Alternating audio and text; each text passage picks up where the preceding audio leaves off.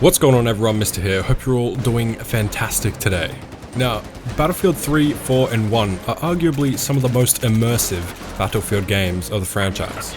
And Battlefield 5, unfortunately, in terms of historical accuracy as well as a few other factors, failed to deliver what the Battlefield fanatics wanted. And with Battlefield 6 on the way, we're still yet to know all of the details, however we do know some things about it. Now, you've probably heard this by now, but the official Battlefield Twitter made a tweet saying, "What rhymes with soon? June, boom." Now obviously boom doesn't rhyme with June, I think they were just saying like boom, yeah, soon, in June. But it sounds like a bit of a playful tease. With E3 starting on June the 12th, people have thought it may get its reveal at E3, however, I don't think that will be the case. If they were to reveal the next game at E3, it would most likely just be drowned out by everything else going on. And if it hasn't been revealed before the 12th of June, when E3 starts, then we may get some details at E3 if anything at all. I think a reveal beforehand though would be a good choice for them. Now also, some people had doubts that it may be a troll with their tweet about rhymes, but let's face it, it's June. It's been officially confirmed already, plus it basically was confirmed when they did tweet it. As for what else we know, EA is promising to scale up the battles this time. We most likely will be seeing an increase in the max player count per match, and 64 has been the sweet spot since Battlefield 1942 released all the way back in 2002. And it looks like it's time for a change though. Looking like something roughly around the 128 player mark, and rumors say it could be anywhere between 128 to 240, but with 128 players that would mean 64 players on each team, which seems more likely as that would be double the player count per match compared to the standard. And I think with maps looking to be twice or more the scale of the biggest maps in previous titles, 128 would work very well. And also just recently confirmed, Battlefield 6 will be released on last gen consoles as well, and of course PC and new gen as we already know. But being on last gen, I think that's a really good choice for them because it still allows players who hasn't upgraded yet to just still enjoy the game.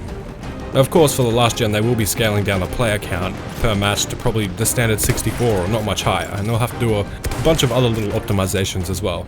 We also might see some other transformations in the new Battlefield. It'd be silly to call Battlefield 5 a failure of a game just from a gameplay standpoint, but it hasn't exactly been a triumph for EA and DICE either. Its Battle Royale mode Firestorm didn't do so well too.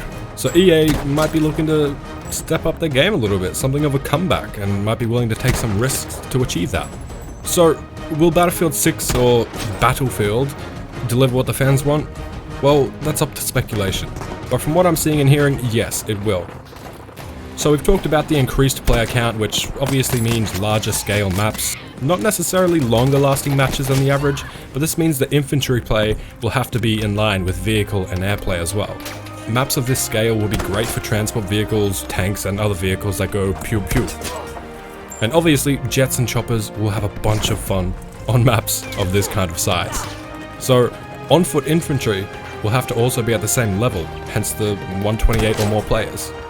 And with that being said, they did mention that it might be taking some inspiration from Battlefield 3, and if you played Battlefield 3, you know the game overall is a treat to play, despite the infuriating traits that we all experience in any FPS game. Battlefield 6 will contain multiple enormous buildings that can be leveled, what we call levolution, which was just crazy that they stuck with that word, but you know, it's iconic. And if it's on the mark, this would be extremely exciting as the scale of destruction would be pretty much unprecedented in a mainstream multiplayer shooter. And DICE has shown and wowed players in the past with what the Frostbite engine can do, so I'd expect nothing less than even greater destruction in-game, especially since it will be running on a newer, updated version of the Frostbite engine. Exciting. Battlefield just does destruction very well, makes the game have more freedom, and changes the way the map plays completely. So, there's not been a lot we know about this game so far, but I've covered basically everything that I can think of and that I've seen. There's a few things people have mentioned that obviously I'm not here to talk about every possibility or rumors exactly, some of them because they can be backed up. But in this video I've tried to cover everything that we do know, everything that they've said, everything that is confirmed. As for leaks and stuff, I don't think leaking the trailer audio was really that great. It's not, we can't really stop that kind of stuff from happening, but it just ruins the excitement factor having something like that leaked. Leaking images from the game, that's, yeah, obviously Battlefield doesn't want that. EA and DICE do not want that, but, you know, it does hype it up a little bit more for the reveal. And it's cool, it's not hurting anyone, but leaking a trailer, I just think that kind of messes things up for them and, well, players as well. But yeah, if there's anything that I have missed or that you wanted me to mention or you want to mention yourself, let me know down in the comments, let everyone else know.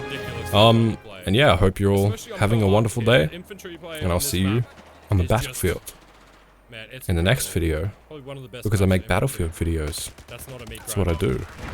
No one? Bye. Surely.